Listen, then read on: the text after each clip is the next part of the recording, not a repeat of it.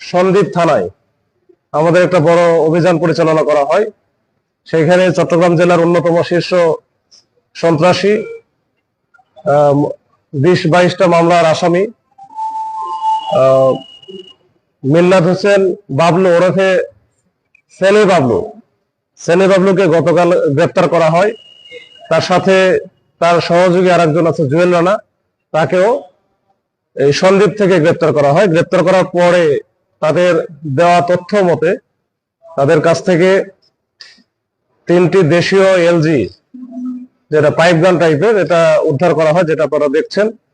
এর পাশাপাশি ওইখানে দেশীয় অস্ত্র বেশ কিছু উদ্ধার করা হয়, সেনি সহ যে চাপাতি আর 4টা লাইভ যে গুলি কার্তুজ, এইটা উদ্ধার করা হয়। সেই সাথে তারা যেহেতু মাদকের সাথে জড়িত, মাদকও প্রায় 315 পিস ইয়াবা ট্যাবলেট, যেটা অবৈধ ইয়াবা ট্যাবলেট, এটা উদ্ধার করা হয়।